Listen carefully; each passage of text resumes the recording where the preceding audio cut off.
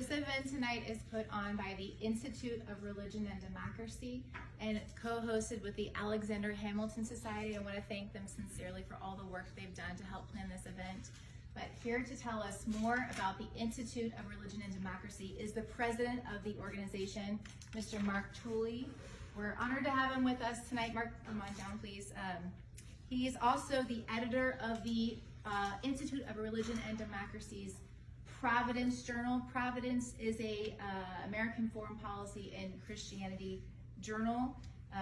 Marc is a native Virginian, a Georgetown graduate, spent many years with the CIA. He's the author of 3 books, and you can find his work in popular, well-known outlets such as the Wall Street Journal, Christianity Today, National Review Online, the Washington Examiner, the Washington Times, the Chicago Tribune, and the New York Post, among many others. So he's going to tell us a little bit about his work and about this new campus initiative that the Institute of Religion and Democracy is starting. Thank you, Becky. It's great to be here with you all. My first visit ever to the campus and to see, much less be inside this momentous tower. So very imposing and wonderful to see what a great turnout you have for the Alexander Hamilton Society. I know their leadership in DC, but have not been privileged to attend one of their actual campus events before. But as Becky mentioned, I'm president of the Institute on Religion and Democracy in Washington. We celebrated our 40th anniversary this year. Our goal is to uplift a traditional and faithful political and social witness within Christianity. And again, as Becky mentioned, our new initiative is campus outreach to Christian colleges, universities, and seminaries focused on political theology. What is political theology? Well, it's the church's traditional understanding of God's purposes for government. And as we see it, there's been a collapse in knowledge of traditional Christian political theology in America, at least partly because of the collapse of the great Protestant denominations and the memories of them. So what have Anglicans or Lutherans or Presbyterians or Methodists taught across the centuries about what God intends from government? In increasingly post-denominational American Christianity, we have lost sight of those resources, and those resources are much needed. So we are sending scholars of political theology to speak at Christian campuses like Liberty to help start these conversations, and no doubt you all have a better knowledge of this field than many others, but hopefully we can contribute something to your conversation. And we hope that not only sending scholars to speak, but also that there will be campus organizations that start up focused on conversations about Christian political theology. And if you're interested in being in that kind of student group, please let us know. We'd love to help you in that process. But I'm delighted that one of our scholars on our list whom we provide to Welland campuses is my colleague, Marc LiVecche, who is the founding editor of Providence, a journal of Christianity and American foreign policy, which we started 6 years ago. He's now the executive editor while also teaching at the U.S. Naval Academy. He's one of the foremost scholars of Christian just war teaching, and also is an expert on Christian realism. So he has much knowledge and wisdom to impart to you all, and he is a student of someone you should be familiar with, the late, great Jean Bethke-Elshtain, who was one of the most important and formidable Christian ethicists in modern times, and was herself a scholar of both just war teaching and Christian realism. So, Marc, great to join you here at Liberty. Here. And I will say quickly, there is a sign-up sheet circulating through the room, so if you are interested in signing up for the new Institute of Religion and Democracy Club, please do put your name and information down on that list. Go ahead and install that because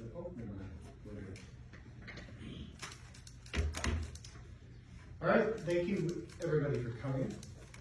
I want to give a sort of a special, maybe, can I say shout out if I'm a 49-year-old? I want to give a special shout out to any veterans that happen to be here. Happy Veterans Day, most especially my uncle, Barry Cosiano, retired Navy captain, did great things for the fleet and for our country. Thank you for standing on freedom's wall. Much appreciated. My family is grateful. So, to anybody else who happens to be a veteran, whether out in the open or closeted, thank you for being a veteran. Thank you for all you've done. I think my charge tonight is to talk about just war tradition, Christian realism kind of interposed within that, and then to bring us to a bit of some reflection on Afghanistan and withdrawal from Afghanistan. And to give a little bit of the punchline away, I'm going to talk about the debacle that was the withdrawal from Afghanistan. Can everybody who's on that side of this odd piece of plexiglass kind of see me? And is it all comfortable and everybody's fine? All right, good. My plan is to talk about 40 minutes, but we'll see how that goes. And then hopefully throw enough red meat out there that there's lots of questions, and then we'll see if there are any answers to these. Now, some of you were at last week's, so let me ask this as a question. You look familiar. Were you at last week's conference in DC? I cannot say that I was. You were, sorry. okay, that's okay. Was anybody at the conference last week in DC? Okay, a few of you were. So I'm going to start off with a story that is familiar, but it bears repeating. The whole thing won't be a repeat, but this opening story will be. In setting the stage for a discussion of Afghanistan and just war tradition, I want to tell you the story of Timothy Kudo, a now formerly commissioned officer in the U.S. Marine Corps.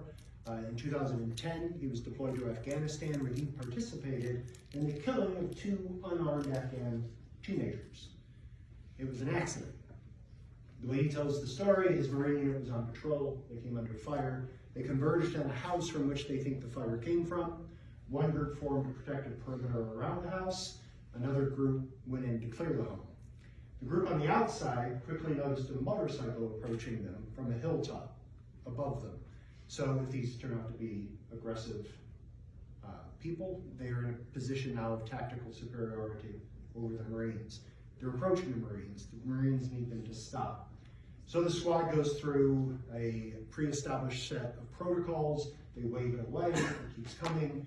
They eventually pop smoke, it keeps coming. They fire warning shots, it keeps coming. Eventually it stops. And in that moment where it stops, they think they see rifles. And then the bike begins to proceed again toward them at a faster rate and crosses what's called the trigger point. As it does, they think they see muzzle flashes, so the Marines open fire. Both people fall from the motorbike. As they're running toward the motorbike, Timothy Kudo recalls one of his Marines praying out loud, "Please let them have a gun, please let them have a gun," right? Turns out they don't. It turns out they mistook for rifles or shepherd sticks, and they realized that what they thought were muzzle bursts was probably the sun reflecting off the motorcycle's chrome. All right?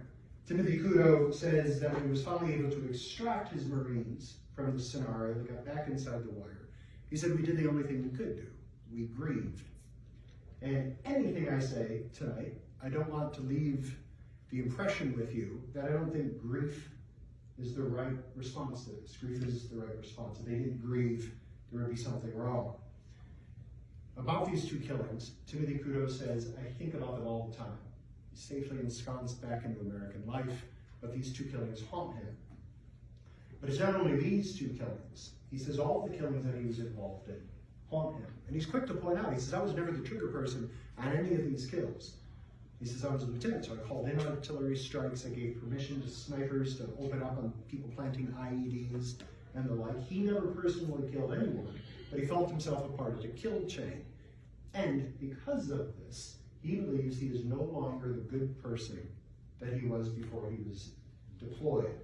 He puts it all this way. He says, "When I joined the Marine Corps, I knew I would kill people. I was trained to do it in a number of ways, from pulling a trigger to ordering a bomb strike to beating someone to death with a rock.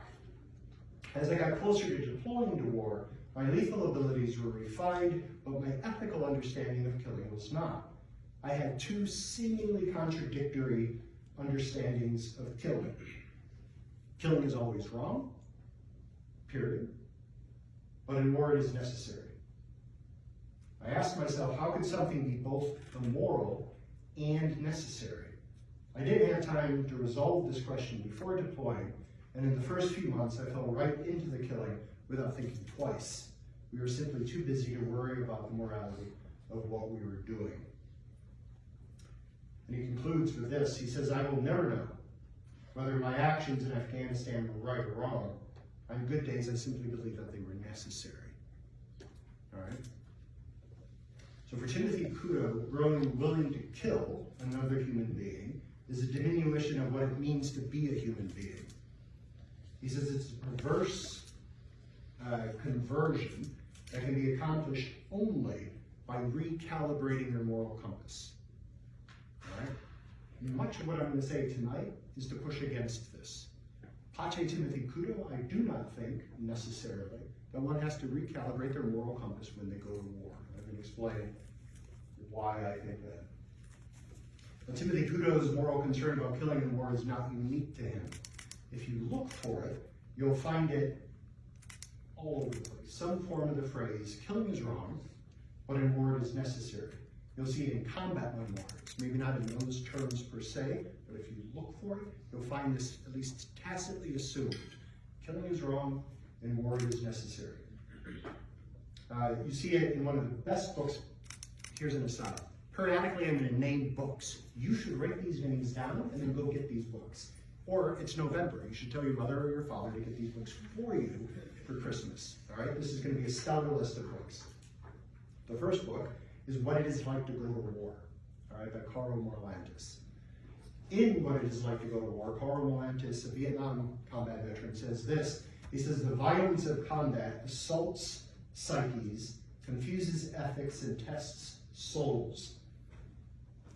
This is not only a result of the violence suffered, it is also a result of the violence inflicted. All right, so the same idea, violence is this disequilibrating activity. It morally jostles the human soul. All right, you'll find similar conclusions drawn from any number of Christian theological traditions in which some thinkers believe that sometimes one must do morally evil things in order to bring about morally good things. You must kill sometimes because in a just war it is necessary. All right, so again, this locution is there. One location where I found this, I was at a chaplain's training program in K-Town, Germany. There was a plenary address given by a chaplain, military chaplain, vastly experienced. And he was talking about what those who have killed in combat need. He said things like they need the opportunity to grieve, to confess. They need spiritual recovery. They need forgiveness. All right, all good things, and all things that they may well need. But it struck me that one thing he never said they needed was vindication. What's the difference between vindication and forgiveness? You forgive somebody who's done something wrong and has repented of it. You vindicate somebody who is found clear of wrongdoing altogether, that the charges against them are false. Might it not be that somebody who is killed in war doesn't actually need to be forgiven for anything because they've done nothing wrong? If they feel they've done something wrong, what they need is vindication. They need to think more clearly about what they've done.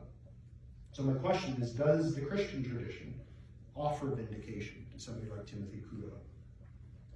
Now, this is more than an academic question. I'm going to indulge in a little bit of autobiography. My own preoccupation with the intersection of the Christian intellectual tradition and military ethics or foreign policy took hold through a study of the Holocaust. And I have now lived long enough that I realize that in some audiences, I need to explain what the Holocaust was. Hopefully I don't need to do that here, but in case I do, the short version, the Holocaust was the attempted annihilation of European Jews by the Nazi German government during World War II. All right, 6 million Jews were killed.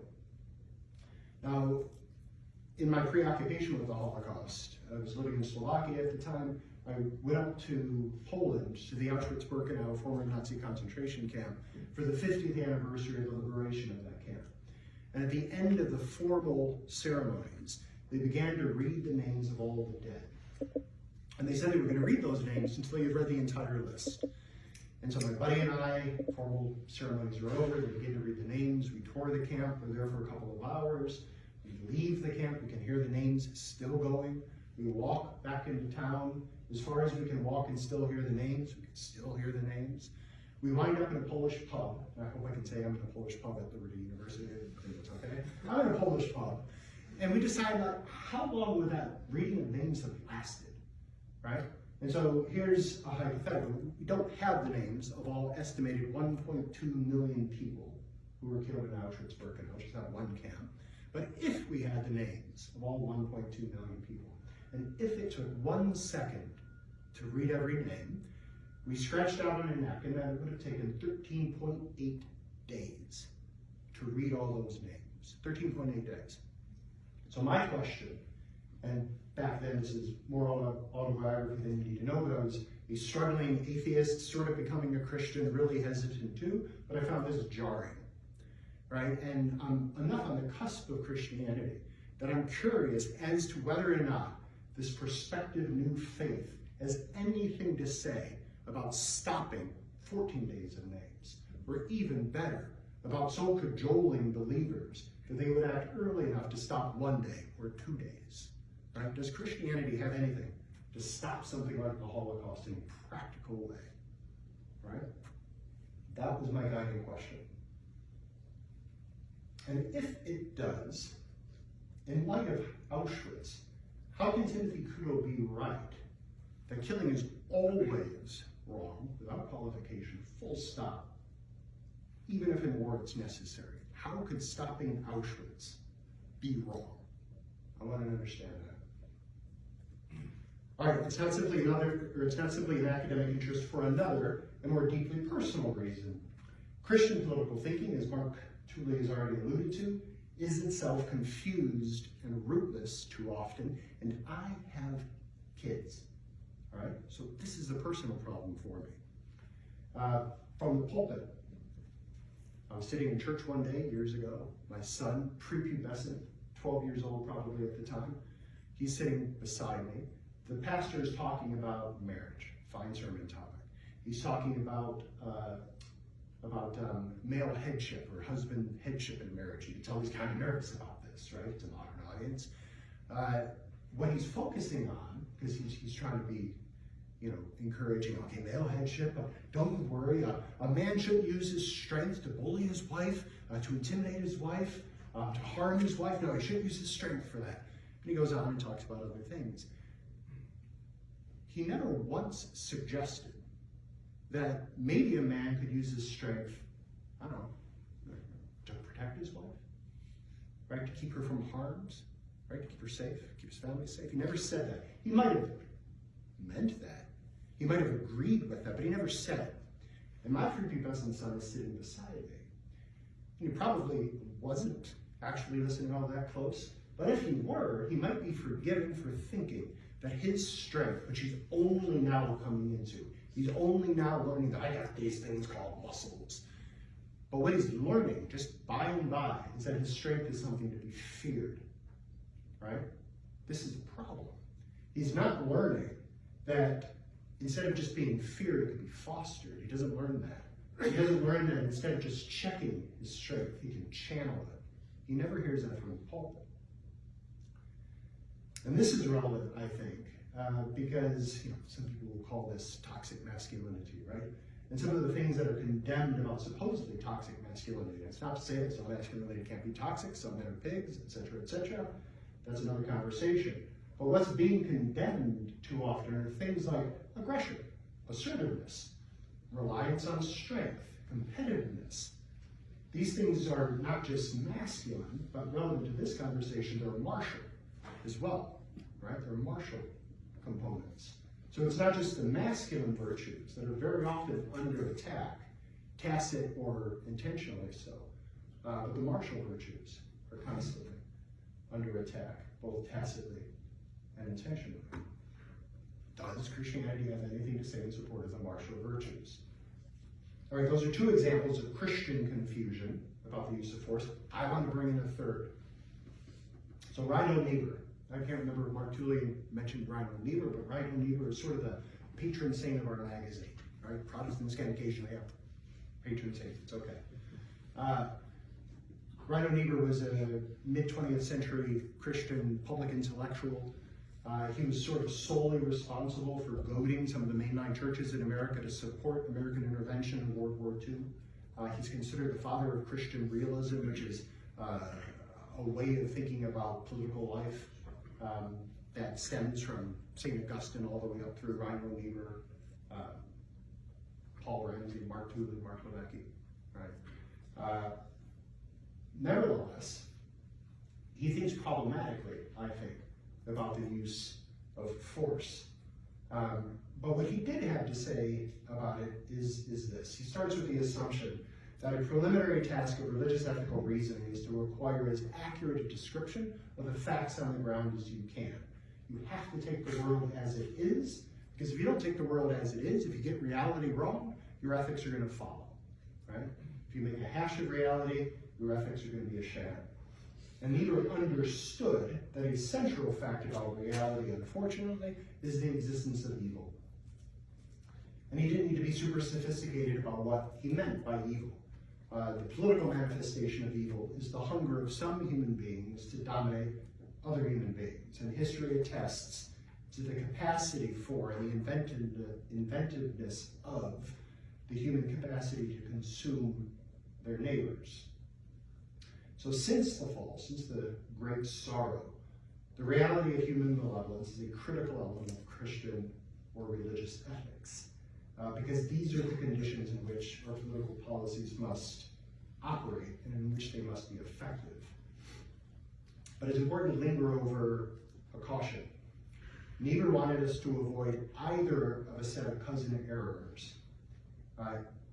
He didn't want us to sentimentally downplay human evil, to sort of explain it away, or to be idealistic about, sort of gassy idealism, that, if we all just think rightly, if we give enough money in foreign aid, this sort of thing, then we're going to have this big kumbaya moment, and everybody's just going to come together, and there's going to be no more war, right? So that's over-romantic, over-sentimentalized, and history gives us no basis to believe this.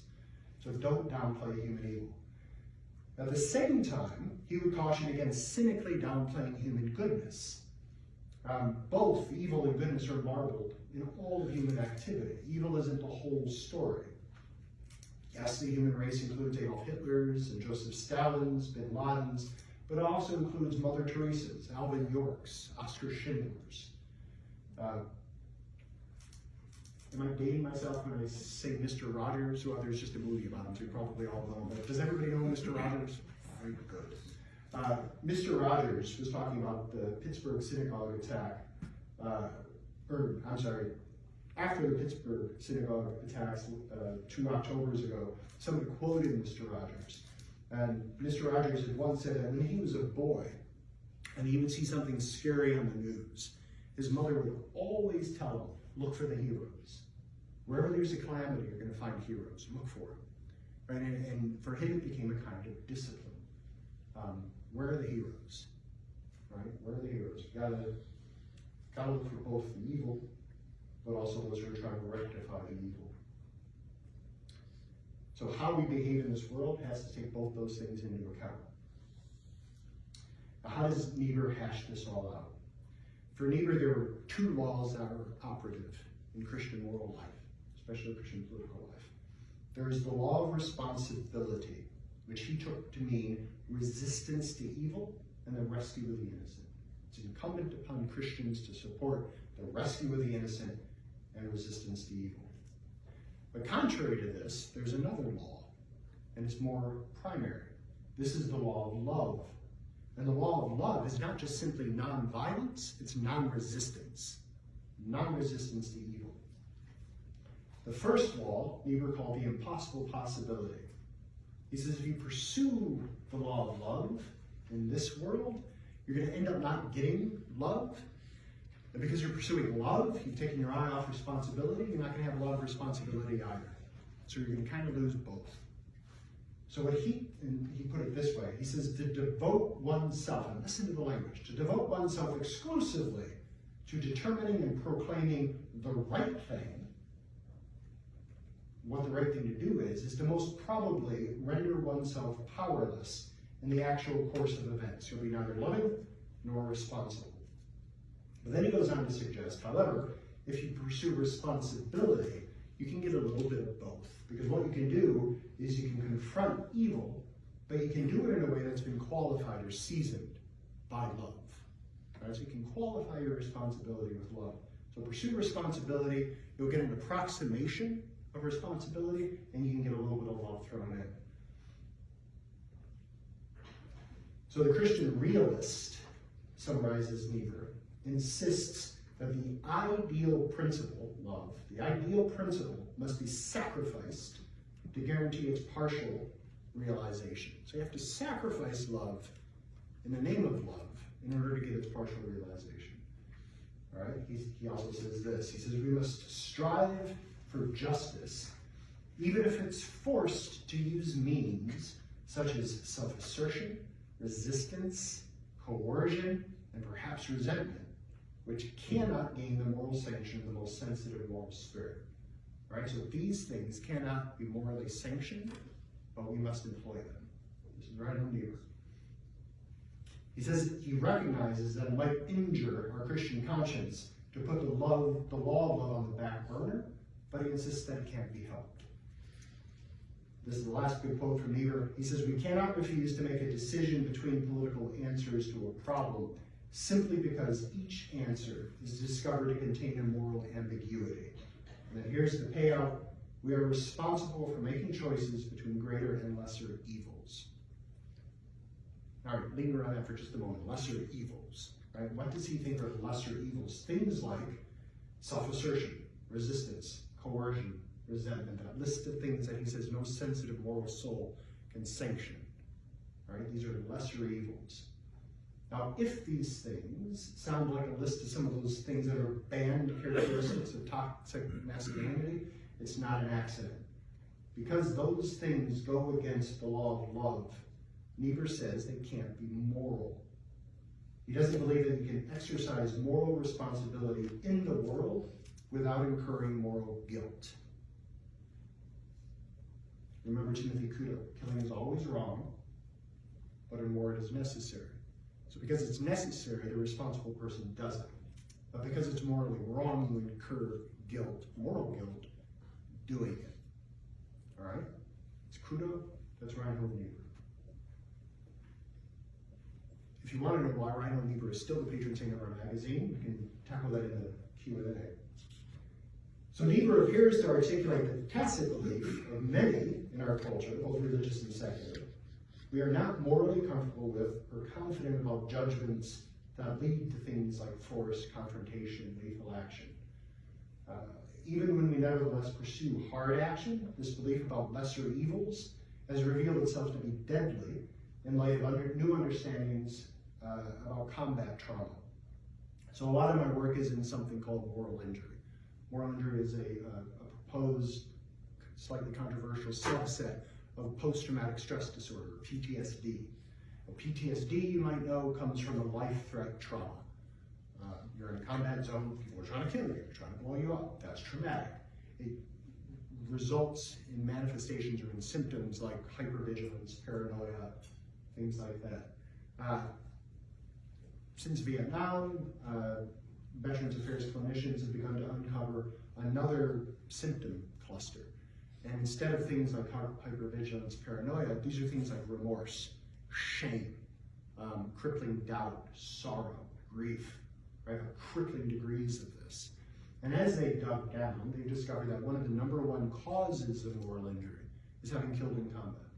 People kill in combat. It could be an accidental killing, Timothy Kudo. It could be a lawful killing. It could be an atrocity.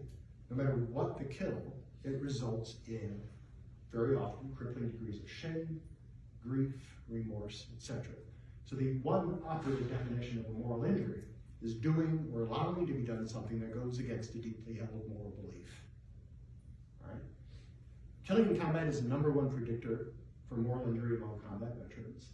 Moral injury is the #1 predictor for soldier suicide among combat veterans. The #1 predictor. So you can draw a line from having killed in combat, no matter the nature of the kill, to combat veteran suicide. All right? It's the #1 predictor for combat veteran suicide. Killing is wrong, says Kudo, Niebuhr, but in war it is necessary. that should register in their proposal that the very business of war fighting is morally injurious. All right? If that's true, that's a problem. If it's not true, believing that it's true is a problem. All right? What does the Christian intellectual tradition outside of Niebuhr have to say about all this?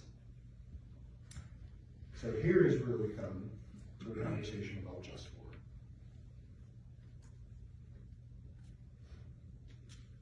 All right.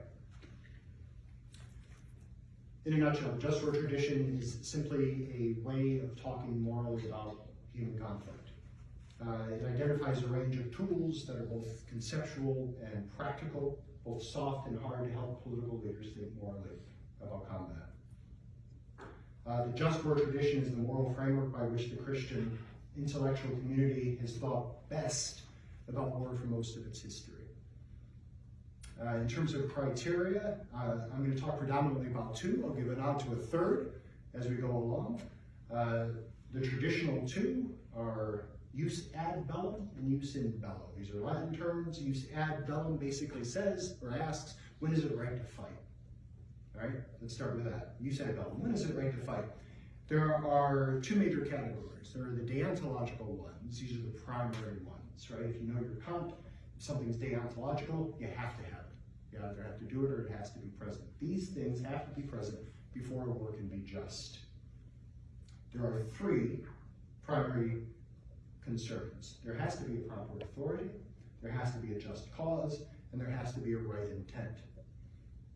All right? These three things, incidentally, or not incidentally, happen to map onto Augustine's chief political goods.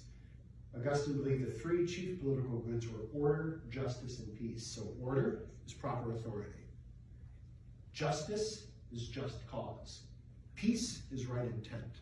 All right? These three things have to be in place.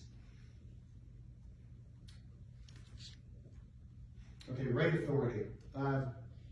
Before somebody can determine whether or not a nation ought to go to war, that person ought to have the authority to so determine, right? The sovereign authority is simply the person over whom, or the body of people over whom, there is no one greater charged with the care of the political community. All right? The sovereign is responsible for the maintenance and preservation of order, justice, and peace. Okay, those three things are goods without which other goods can't exist, like health or life, security, those sorts of things. Now, a political authority can use force in two different kinds of ways. There's bellum, which should already be familiar to you. Bellum is war. Bellum is force for public ends. There's also duellum, and what this means is sort of buried in the word. Duellum sounds like duel. All right? Duel, or duellum, is force for private ends. Now, bellum can be good or evil. It depends. Circumstances, intention, all sorts of things. Duellum, force for private ends, can only ever be evil. So a sovereign authority must never use force for private ends. Now, those two types of force also map onto something out of Augustine. Augustine understood there to be two different kinds of love. There's caritas, or charity, right? Which is rightly ordered love. This is characterized by other-centered acts of self-donation. And then there's cupiditas, or cupidity. All right, this is disordered love. And this is characterized by self-centered acts of other donation. Right? I donate you for my sake. Right? That's cupiditas. Caritas, right, is good. Cupiditas is evil. All right, so that's political authority. Next is just cause. Just war theorists, I guess, think in threes. There's three just causes. One is to protect the innocent. The second is to requite an injustice, to right or wrong. And the third is to punish evil. And all of these have to be proportionate. We'll see when we come to a prudential consideration of these things. So it's protect the sufficiently threatened innocent. Requite a sufficiently grave injustice, or punish a sufficiently severe evil. All right? Protect the innocent, you rescue them from unjust harm. But note the qualifier. the criteria isn't self-defense. In international law, you'll see that the criterion is self-defense. Within this understanding of just war tradition, self-defense is insufficient. Because it might be that I have no right to defend myself. If I attack you unjustly and you attack me back, I can't say, oh, I'm defending myself. I have no right to defend myself from your response, right? So self-defense is insufficient. So better said, protect the innocent. Right? Punishing requited injustice. This is just to take back what's been wrongly taken, to restore order, things like this. Punish evil. This is to restrain the enemy, to incapacitate their ability to continue their injustice. Why do we do this? Partly because it's good. If we believe at all in what we talk about when we talk about sin, it is good to be restrained from the doing of evil. Right? So it is an act of love to the enemy, to stop them from doing their evil. And we can get into the complications about what's that mean for an ordinary foot soldier. Okay, Hitler I understand, but just the common German soldier in the Wehrmacht, is he really doing evil? How's all that work? We can talk about that if you want. But the other important thing about punishing evil as a just cause is when you punish evil, you're also vindicating victims. Now what's that mean, right? Victims have value. And if evil is done to somebody unjustly, and you do nothing about it, that's a tacit way of saying what's happened to you doesn't matter. But when you respond to it, especially when you stop it, you are saying that what has happened to you is so wrong that it warrants intervention, and I won't stand by. And so it's a vindication of victims, and that's important. All right, right intention. This is the third of the just causes. Or no, I'm sorry. Right intention is its own thing. I'm learning something today. Right intention is the third category of what you need in place in order for there to be a just order. There's two ways of thinking about this, not three. There's two. One is in the negative. It's an attitudinal set of restrictions. You have to avoid hatred. You have to avoid a desire to see the enemy punished per se. You have to avoid excessive cruelty, this sort of thing. That has to be built into the way that you respond and for the reasons you're going to war. But there's also a positive component to right intention. The aim of war, in classical just war terms, is peace. And this peace is desired in the first place for the innocent victim under unjust assault. So if at the end of the day, all you've done is to rescue the innocent victim, that's a good day. But in the second sense, your right intention, your striving after peace, has the enemy imbued as well. As Augustine says, a part of the reason we fight against other people who are doing unjust things is to restore them to the fellowship of peace. Right? That's a part of the intention. This casts the just war, and maybe this is counterintuitive, but it casts just war as the initiation of the process of forgiveness. All right? We can talk about what that might mean if you want. Another way of saying all of this is that just war is an act of love in the last resort. We can talk about what that means. There's a lot to say about that, but in the interest of time, I'm going to bump into the Q&A. All right. On top of that, there are a number of prudential considerations. And these prudential considerations are really sort of the constraints of wisdom. It may be that you have a just cause for going to war. It may be that you have a proper authority to adjudicate the case. It may be that your intentions are proper. But it may also be that circumstances mitigate against it. And some of the prudential considerations are things like proportionality of ends. Are you going to be able, if you successfully complete this war, to bring about more good than harm? Probability of success. Like, do we really have a chance of winning this thing, of doing the good that we're hoping to do? If you don't, as tragic as it may be, maybe you need to stand down. Last resort. This is often misunderstood. Last resort doesn't mean you have to literally try every single possible thing you can come up with before you unleash the hounds of war. This just means that you've given due consideration. Is there any other way to go about this? So it's giving it some thought. You don't have to literally try it. This is good news because very often it's a relatively quick decision that has to be made. But having given due consideration to other options. And another one is declaration of war. This is sometimes fallen out of favor nowadays, but I think there's a lot of power in actually declaring war. You make a public case for it, both to the enemy. This is why we're fighting. This is what you can do to avoid the fight. So it's a final opportunity for them to stand down. But it's also explaining to your own polity and to the men and women that you're about to send into harm's way, that this is why we think sending you into harm's way is worth it. This is what we're up to, right? Colin Powell, as you know, recently died.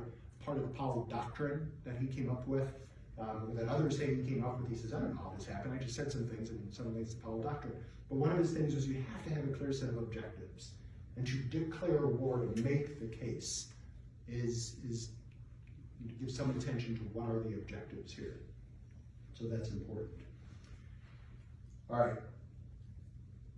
We'll touch on a few of those things as we discuss Afghanistan. I want to get to the jus in bello. The jus in bello is the second major category of the just war tradition, and it simply says, how do you rightly fight the fight that's right to fight? How do you do that? What does that look like? There are three things to talk about here.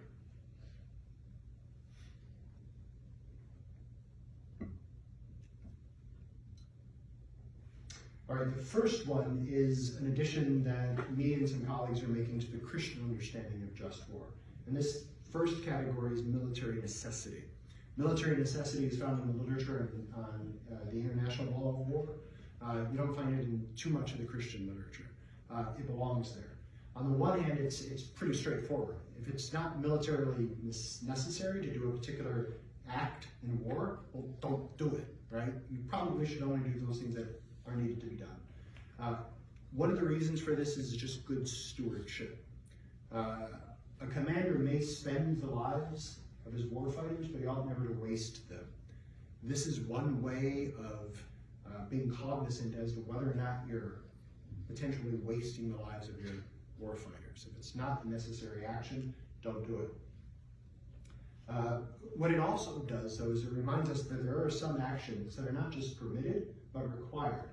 If the end of war is peace, another way of saying that is that you need to achieve victory in order to right the wrongs that need to be righted. So the aim of war is peace through victory. Military necessity reminds you have to do a number of things to bring about victory. All right, so that's the aim. But military necessity doesn't simply say whatever it takes to achieve victory, you do. It's constrained by two other considerations. And the two other considerations are discrimination and proportionality. Discrimination basically says you have to separate those who are targetable from those who are not targetable. Those who are targetable traditionally are those who mean you harm. Those who don't mean you harm, who aren't a part of the war effort, you leave alone. Most typically that's civilians, right? Sometimes that gets complicated. Sometimes it gets complicated really quickly. In an insurgency where our enemy tends to clothe themselves in children or to shield themselves in children, it gets even more complicated. But discrimination basically says separate combatants from non-combatants.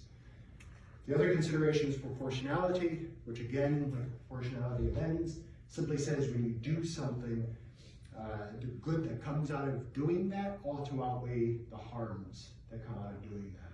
But this looks in two different directions. It looks in the direction that asks, okay, if I do this thing, what goods come?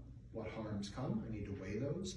But you also need to consider if I don't do this thing, what harms come and what goods come, and to weigh them accordingly. I'll just say provocatively, if you look at proportionality in the right way, you end up with a positive determination to say, drop the bomb on Hiroshima. Something that seems grossly disproportionate and grossly indiscriminate. I think if seen properly through the lens of the just war tradition, you end up saying, for a number of reasons, this is permitted. I'll just throw that out there for conversation later. All right, that's essentially the jus in bello. All right. I want to conclude the conversation on just war by highlighting three things. First, you should see the just war tradition as one aspect of the practice of peacemaking. It's responsible dominion in a broken world. It's no new moral legislation. It's not as if we come up with this way of thinking about war and it's unique to Christian morality. How we think about the just war tradition is really how we ought to think about any situation in which goods conflict, in which there's a moral conflict. All right? Think about surgery. There's a surgeon contemplating removing the leg of a child, right? You want him to have authority to do that. He needs to be a competent authority, right? He needs to be able to determine whether or not that leg needs to come off. What's going to help him determine that? Well, is there a just cause? Maybe the leg is gangrened, okay? If the leg is sufficiently gangrened and there's nothing else I can do to save the life of the child but remove that leg, I have a just cause. What is the intention of the surgeon? The intention needs to be aimed at restoring bodily health, right? In order for that to be a just activity. Is it the last resort? Is there a probability of success, right? If you start to go through the criteria, you begin to realize this is simply how we think about any conflict situation. So it's no new moral legislation. It's simply how we think about conflict. The second thing is this: Pace Timothy Kudo, the just war tradition does not require recalibration of morality. We know, both from common law and common sense, that killing comes in different kinds. Some of it is always wrong. Murder. Don't do it. It's the end of that conversation, right? Other kinds of killing, like accidents, might be morally neutral. There might be varying degrees of culpability. You should have been more careful, done more due diligence, but essentially it's morally neutral. The just war tradition argues that there's another kind of killing that is not just morally permitted in certain circumstances, it may be morally obligatory. And if it's morally obligatory, then this conversation about lesser evils is inappropriate to that category of killing. All right? So the just war tradition will broker no nonsense about murder is wrong, but a war is necessary. If it's murder, you don't do it. Simply that. So the only right answer to the question, is killing wrong? I sometimes start off my classes this way. I'll ask students, is killing wrong? And you get a variety of answers. The only really appropriate answer to that question is, well, I don't know. What are the circumstances? What's the intent? What's going on? Tell me more, right? Killing comes in different kinds. The third thing is this: the just war tradition argues that to not do these things is actually a dereliction of duty. To not fight the just war that needs to be fought, presuming you've gone through the categories, is a dereliction of neighbor love. It does no good to suggest, as the pacifists sometimes do, that we should always err on the side of mercy. That would be lovely, but we have to remember that mercy always costs somebody something. Right? To not intervene when the innocent are being assaulted is to allow the innocent to pay the costs of mercy that is shown toward their assailant. The question sometimes put to me like this: they'll say, how can you as a Christian advocate killing somebody made in the image of God? And my answer to that question is always, I wouldn't, unless what's really going on is this: one image of God is unjustly kicking in the face of another image of God, and he won't stop. Now, I know I am supposed to love both of them. I am supposed to love my enemy neighbor, and I am supposed to love my victim neighbor. But I cannot love both of them in exactly the same way, in the same moment. But I have to love both. The just war tradition, I'll argue, gives us the means of loving both. Talk about that in the Q&A as well. All right, I'm beginning to run short. I don't want to shortchange Afghanistan, but I want to say one more thing before I get to Afghanistan. The just war proposal that I've been advocating does not see a contradiction in hoping for peace and loving the enemy, but in engaging in war. But still, we must be glib about it. St. Augustine says it this way. St. Augustine says it's the wrongdoing of the opposing party which compels the wise man to wage just wars. And this wrongdoing, even though it gave rise to no war, would still be a matter of grief to man, because it is man's wrongdoing. So that everyone then, who thinks with pain on all these great evils, so horrible, so ruthless, acknowledge that this is a misery. And if anyone either endures or thinks of these things without mental pain, this is more miserable still, for he thinks himself happy who has lost human feeling. To summarize that, in agreement with Kudo, Augustine understands that sorrow about killing is appropriate.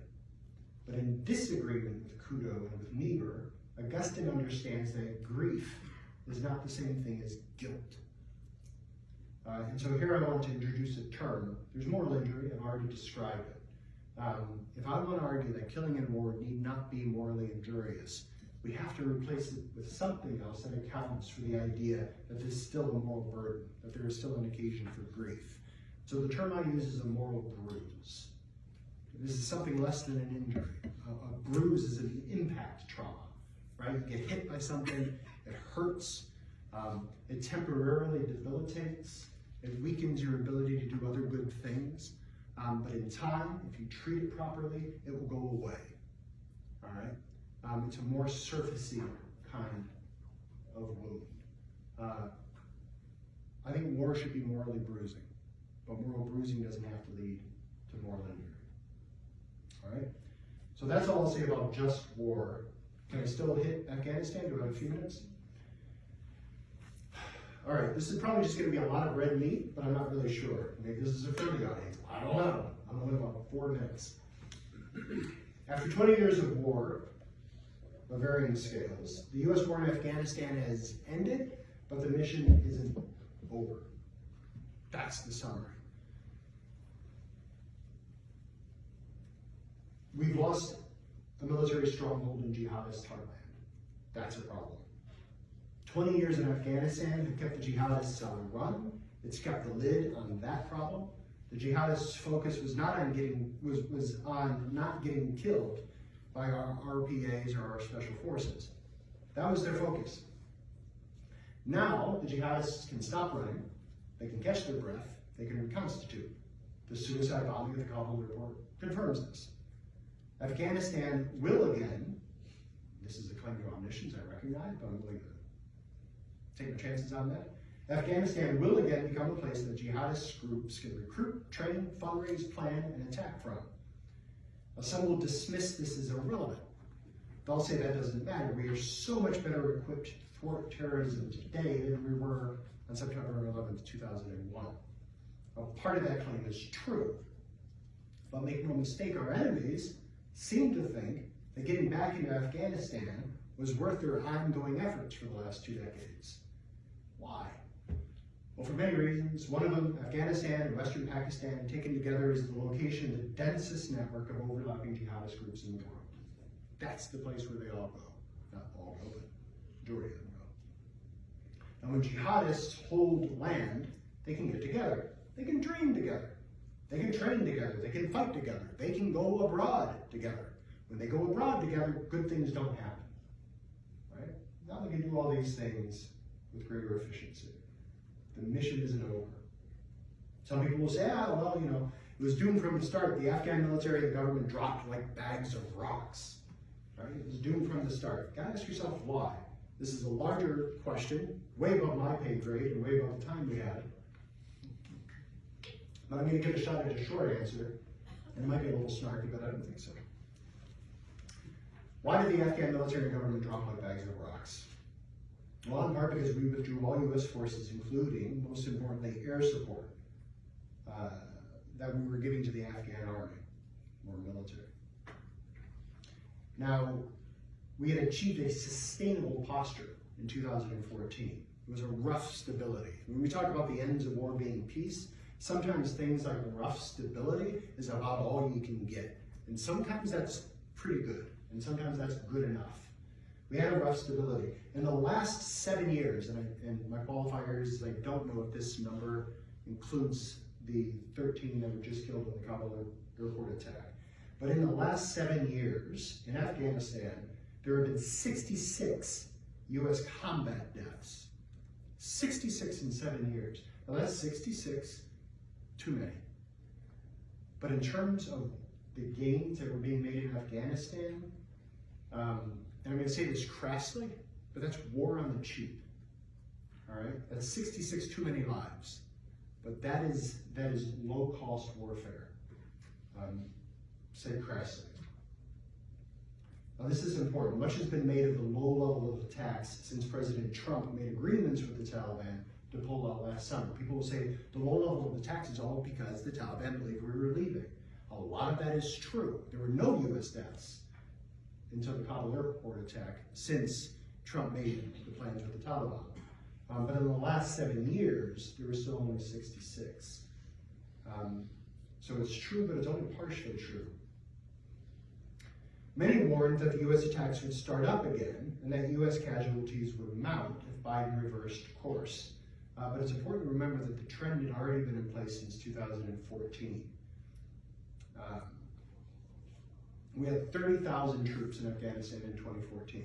Then we began the drawdown. Now, as we handed over primary control, increasingly, to the Afghan army, more territory became contested. This is true. That made sense.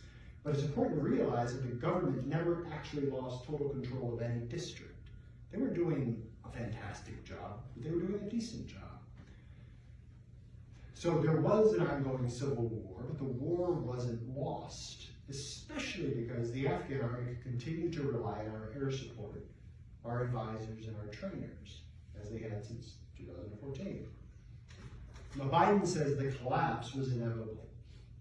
They say that the chaos around the withdrawal proves this. But another way of saying that is that's potentially just a self-fulfilling prophecy. They pretended that they could see into the future, and they made current strategic decisions based on that foreseen future. And I think the decisions that they made brought that future, or helped to bring that future into being. The Afghan army collapsed when we took away U.S. air support. Biden announced a full withdrawal when everybody said, and the congressional testimony that just concluded confirms this, when everybody said that the Afghan army was not ready. So surely, when the Afghan army knows it is not ready, for Biden to announce a full withdrawal had to have been crippling to morale. I think we can say that they broke and ran because they didn't want to lose a lost cause. We pulled U.S. support. We said we were going to do that. We were going to pull away their air cover. They knew it was a lost cause. Who wants to fight that, right? And then our president has the gall to suggest that they wouldn't fight. They fought and bled and died beside us for 12 or so years that the U.S. had taken control of their training. They died in droves. So to say they wouldn't fight is actually ghastly. People say we can't fight forever. Well, maybe not. But we also can't fight by timetables. Right? You can't announce to the enemy when you're going to withdraw and expect that to do some good. People criticize the war as hopelessly open-ended. And that's maybe true, but wars actually kind of tend to be open-ended. Right? In 1943, World War II was open-ended. We didn't know when it was going to end, but we were determined to fight it to its end. Right? In 43 and 44, it was open-ended. That's kind of a characteristic of the war. Now, it's true that victory in some wars are easier to identify than others. But we could probably describe what victory in Afghanistan would look like. Maybe it was never going to be a centralized government ruling the whole country. I think that was one of the mistakes. Centralized or heavily centralized government in Afghanistan has never actually really worked.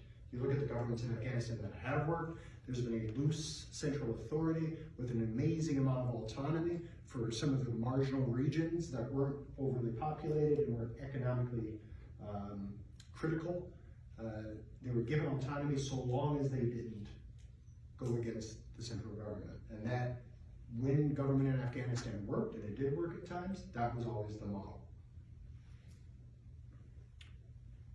All right, I'm going to skip a bunch of that. There were the claims, we shouldn't do nation building.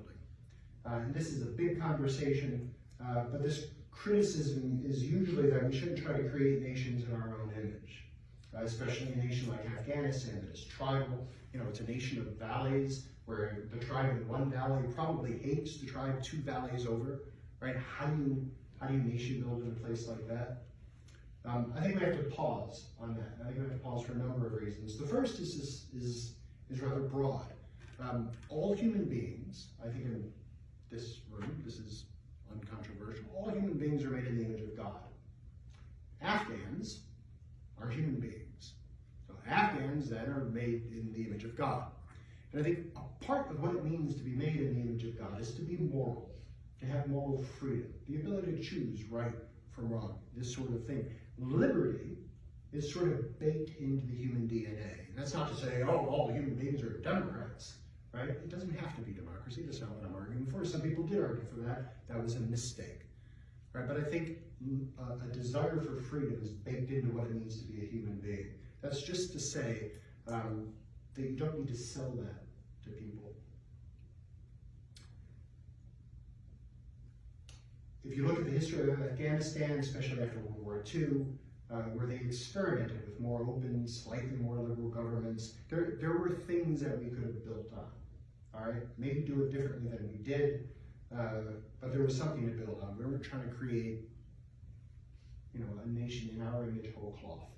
There was a lot to build on. From World War II onward, up through the Soviet invasion, women went to school, they learned their alphabet, they went to work, uncovered all of this. It's true, a lot of that was in the cities, it wasn't in the tribal lands, but again, there were things to build on. We could talk about the Constitution, they wrote themselves, we didn't write it for them, all of that. If you want to give yourself a terrible day, just look at some of the Twitter feeds that are still coming out of Afghanistan, or were a couple of weeks ago, and they still are. Some of the conversations that are happening online are heartbreaking, where people are asking themselves, what were you doing before?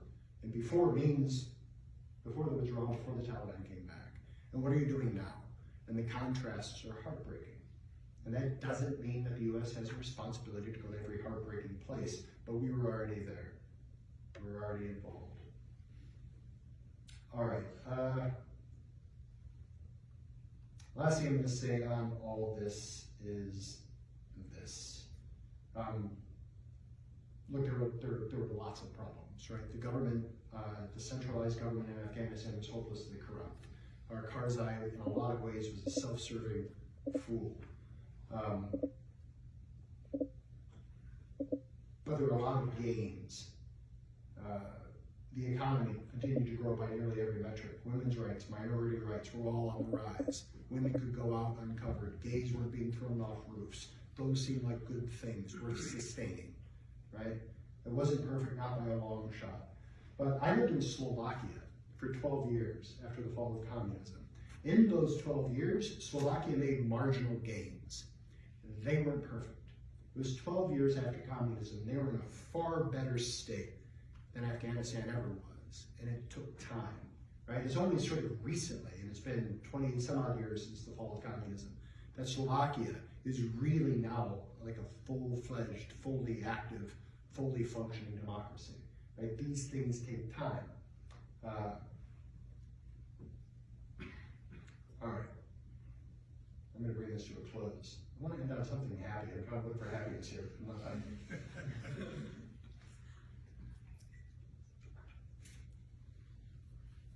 All right, I'm not going to end on happy. I'm going to go straight to this.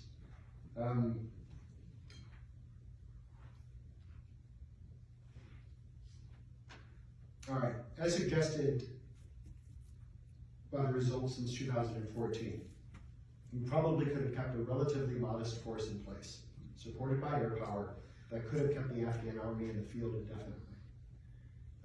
With the mission of giving time and space for the political situation to stabilize, which would have probably meant, in many ways, reversing course on some things, but still doing the necessary things to move it toward a point of stabilization. If nothing else, that would have allowed for a fresh round of negotiations with the Taliban. If negotiations with the Taliban had to take place, give us time in order to give the Afghan government more leverage. We never committed to doing what it might take to bring these things about. Part of Powell's doctrine had clear objectives, and then properly resource those objectives. Give yourself the ability to succeed. We never did that. If it was Bush's life footprint, if it was Obama's withdrawal timetable, if it was Trump's peace deal, if it was Biden's withdrawal, time and again we under-resourced and botched the mission. Now, the bad news is that wisdom about all of this has long been out there. It was codified in Powell Doctrine. The military leaders knew about it. Give clear objectives, properly resource them, use decisive force. We did none of those things. The glass half full perspective is that Republicans and Democrats finally came together to work hard on something together, which was to ruin any chance of winning the war. So that's the good news. I guess that's the happy news that I was looking for. All right, I'm going to close with this. One of Providence's contributors, Paul Miller, has said, in the end of all these considerations, the various myths that we tell ourselves about why Afghanistan failed, most dominantly that it was always doomed from the start, is the most comfortable thing for us to believe beyond the truth. Paul suggests, and I agree with him, that we would rather believe that we were helpless in the face of an impossible situation than to believe that the reason Afghanistan failed is that we were stupid and that we were moral cowards. There will be costs to this. One of the costs is almost certainly going to be international credibility. I'm not sure how significant that is. The world is a little cynical. We're a little cynical. The world probably understands that when it really matters, or when it really matters to us, we will fight. So I'm not sure how much of our credibility is scuttled, but we'll see. I think it has led to real questions about America's sense of self, and I think that's significant. I agree, this is the Alexander Hamilton Society meeting, right? I agree, we should generally fight when national interests are at stake, but it's never national interests alone, right? Justice matters, good faith matters, and as Hamilton said, a part of national self-interest is the cultivation of a reputation and a character. That is based in justice and good faith, right? That is a part of our national interests as well. If for no other reason, when people believe that America is a force for good in the world, it makes the power that we have more sufferable to those who are underneath it. So it is to our good to develop a virtuous character. And I think the withdrawal from Afghanistan hamstrings that. Two things that I find the most despicable. One is the abandonment of friends. I mentioned them already, the Afghans that we've abandoned and left to the wolves. Even worse than that is that we have betrayed our own. For 20 years, we have told America's fighting men and women that this fight is worth it. For 20 years, we told them that. That their broken bodies, of the lost lives, all of it was worth it. And then in one spectacular withdrawal, we suggested that we're lying to them the entire time. And especially today, it's not Memorial Day, but it's Veterans Day, that is a reprehensible and heartbreaking thing to contemplate. There is another type of moral injury, not necessarily doing what goes against a deeply held moral belief. The other kind of moral injury is a betrayal by somebody in a position of authority above you in a high-stakes situation. And I think the Afghan withdrawal was a betrayal from a person in a position of authority in a high-stakes situation. I don't mean to suggest that was Biden's alone. It was a group effort. That is not a happy place to stop, but that is where I'm stopping because I'm way over time and I apologize. But there it is. All right. Questions, comments, funny stories? Please. All right, so thank you. So I'm going to start out with Afghanistan and why we failed. So first let me start out with some basic information. So it's day 89 since it fell, day 71 since we pulled out. We have 454, we've been told there's 454 Americans still stuck there. I think it's 1,000 plus. So here's the problem why we failed. The problem is we never looked at the source of the problem. Pakistan funds the Taliban. Pakistan funds Al-Qaeda. We sent so much money, we sent billions of dollars to Pakistan, which is ISI, who directly trains and helps terrorists. And the problem is we never actually dealt with that problem. Now we have China moving in. China wants $1 trillion worth of materials in Afghanistan to bought out Pakistan. So the problem is if you want to solve Afghanistan, you have to start with Pakistan, then you have China to worry about. That's the problem. And for 20 years, we completely ignored that and kept saying, let's not talk, and kept throwing money into Islamabad and ignoring Beijing, and that's why we have the problem we have today. That's not a question, but I'll say amen. Yes. I don't know if I'm supposed to respond to that. But some of the things I will say is yes. That touches on the idea that a lot of people say we had to pivot away from Afghanistan because we have to worry about great power conflict. Holding Bagram Air Force Base in the light of great power conflict would have been really swell. That would have been an asset. We've lost that asset. Yes, there were opportunities, and I was on the car ride down. I was listening to not Owen Barfield, somebody Barfield wrote a book called Afghanistan, maybe a history. Read that book; it's an essential book. And in there, he's talking about toward the end, not even toward the end, 2008, I believe India built a road from an Iranian port up to Afghanistan. Now, all of a sudden, Afghanistan has access to the sea that it had never had before. Prior to that, all Afghan transport to the sea had to go to Karachi through Pakistan.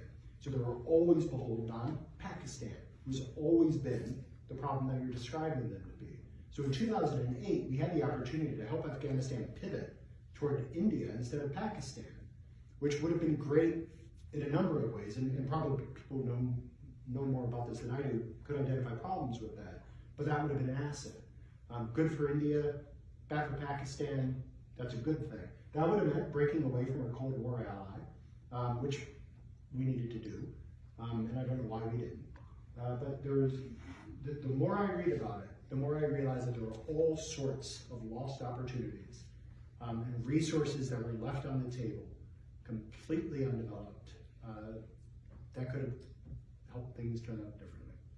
It's a tragedy. Is that ahead? Yeah. To talk about thank you again for coming.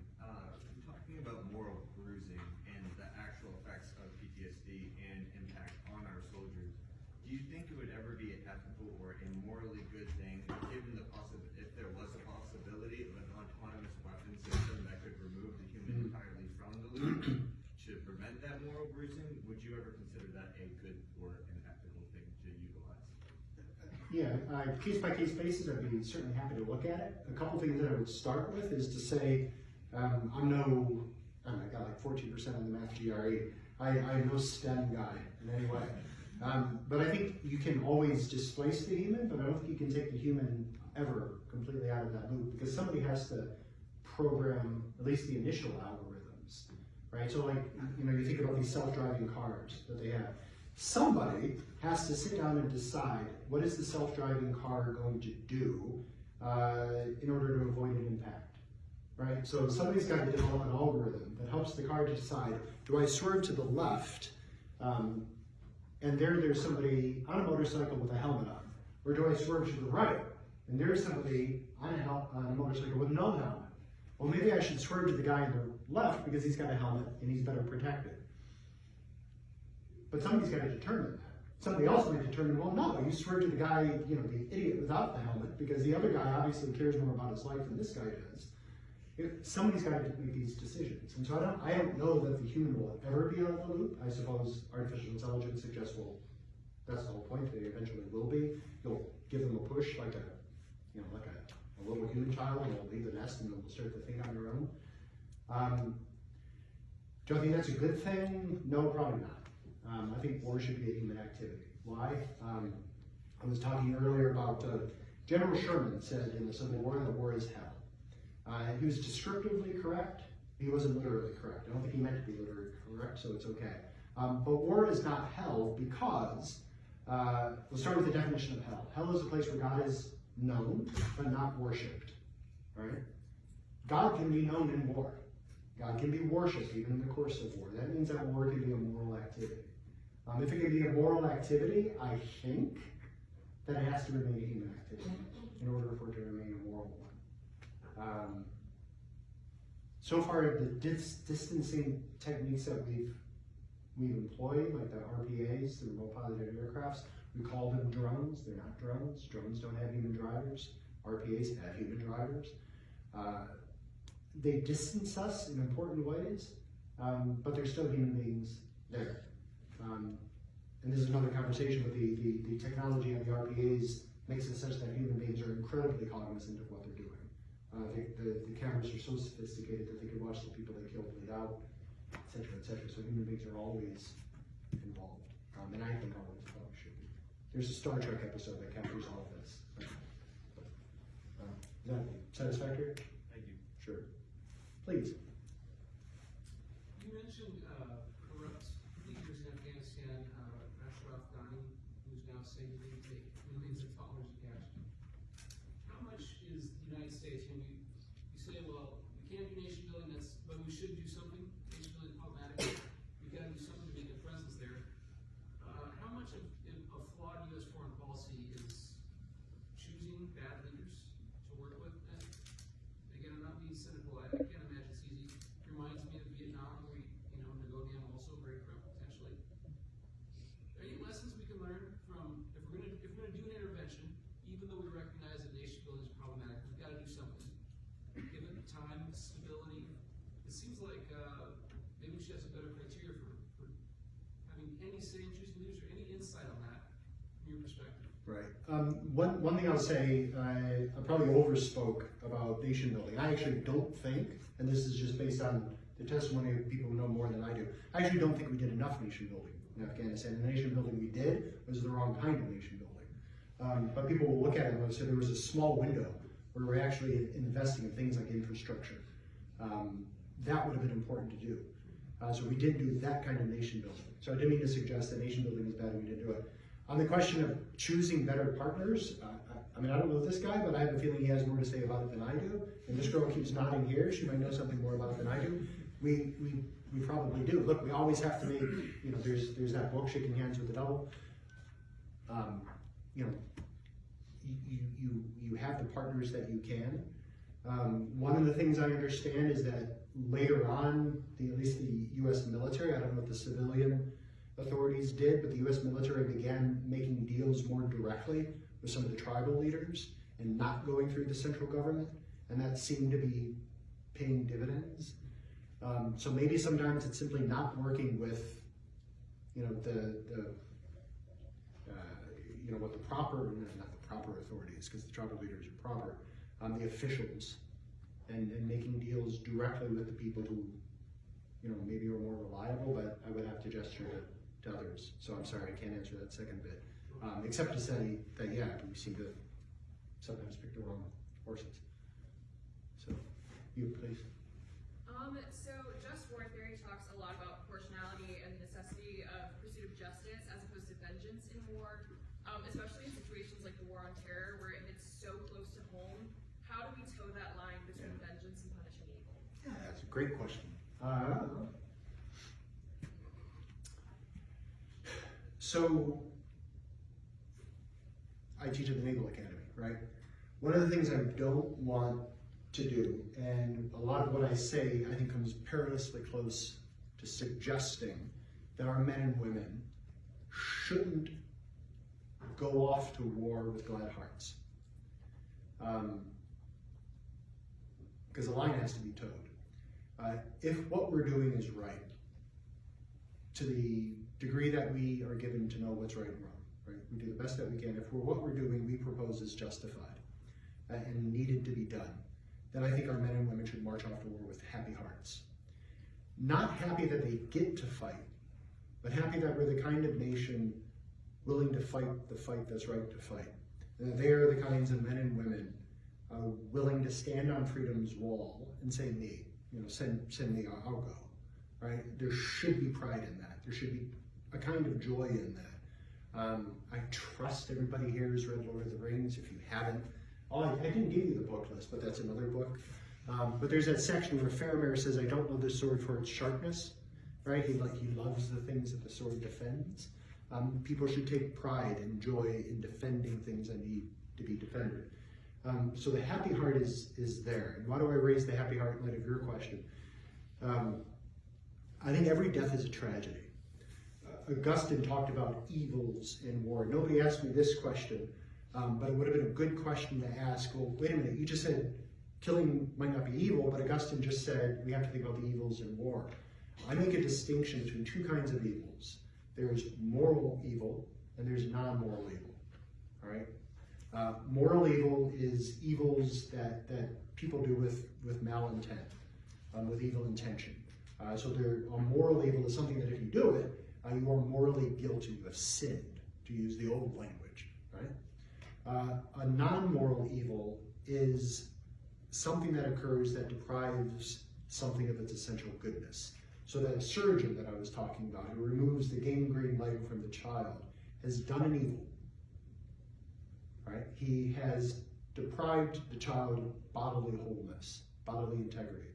That's an essential loss.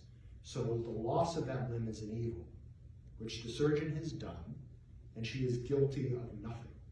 She would be guilty if she didn't do it. So what she has done is an evil, but not a moral evil. So she's not guilty. All right, why do I say that? All killing is an evil, because it results in the loss of the good of life. All right?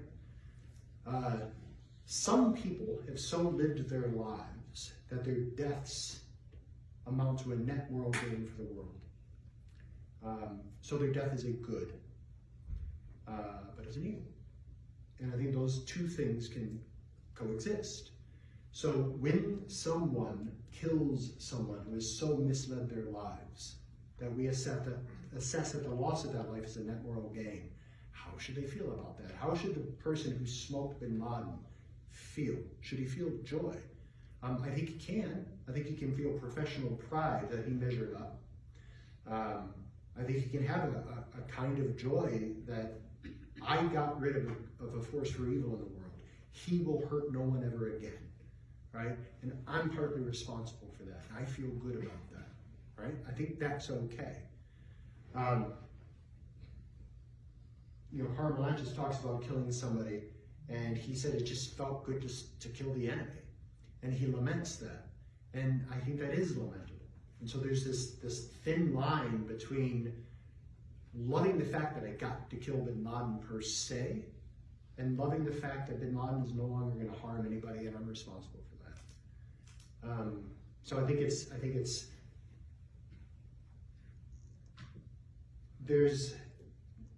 think ritual is lost, and I think Protestants are particularly bad at ritual. I think returning combat veterans, we need another kind of ritual for them. And there has to be a secular equivalent, because not all of them are faithful. But it used to be that returning veterans went through a process of confession and penance, even if they did nothing wrong, per se, because it was a way of searching themselves out, of taking a methodical inspection of their own souls. And if they did some of the things that Augustine warned about, they used excessive cruelty, they had the wrong intent, they took perverse pleasure in the killing per se, then they could get rid of some of that. Am I answering your question at all? Yeah. That's amazing. Great. You? Thank you very much for coming. This is an excellent lecture. So thinking of just war generally, it seems accurate philosophically and morally here within the classroom when we're discussing it in a vacuum. Right. But to prevent this being merely idealistic, how can this practically apply in real-world situations, particularly in a fallen world of political motivations, war crimes, and other atrocities? Let me see if I can understand. You're asking how do we avoid just justifying whatever it is we want to do? Well, so like when we're discussing, so the president is making a determination of whether to go to war. He's not just thinking, is this falling under ABC of just war theory? He also thinks the constituents who elected him, so he has to worry about getting reelected. He has to concern himself with the fact that American soldiers, while on the whole we've done well in war and better than many other countries, we've still been guilty of a lot of war crimes and done other terrible things in war, as happens in war. And so, like, how do we take this from being idealistic to the ground? Okay, good question. I suppose I would approach that the way that I guess I would approach any tenuous moral decision that I have to make, which is a sea of counselors, of like-minded people who know the tradition, who also know the temptations that I face, because they know me, and can help me sort that through, right?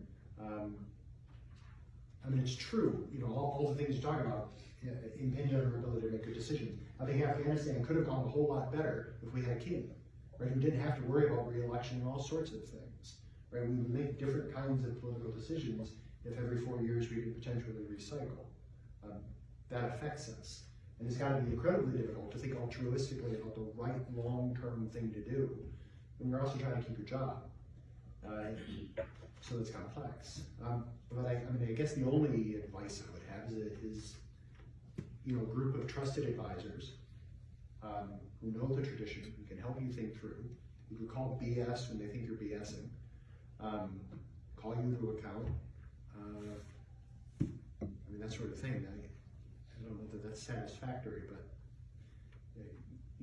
even in our personal lives, we make moral decisions that are compromised by self-interest and other considerations. And how do we mitigate that? Counsel and prayer and that sort of thing. Is that remotely helpful? It is. Is it? I think it'd be charitable, but please. So thank you again for coming. I know Sure. everybody says thank you, but I really appreciate it. This has been really fascinating. In terms of war and prevention, and as we've kind of talked through Afghanistan, it really sounds like there was a failure of leadership.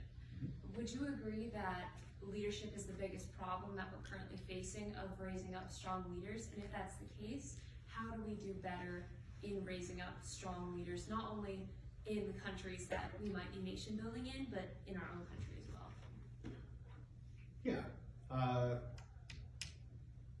I imagine that the crisis of leadership is not solely a crisis of leadership, but of,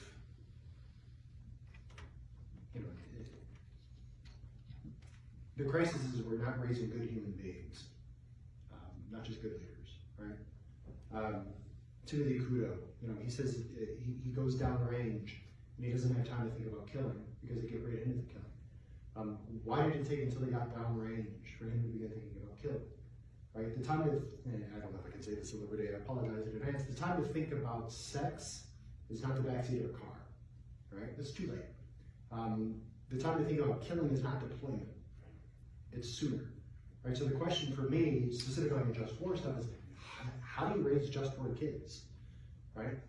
You start from the beginning. You raise them on the virtues. You read to them stories about magnanimous men and women throughout history, the lives of the saints.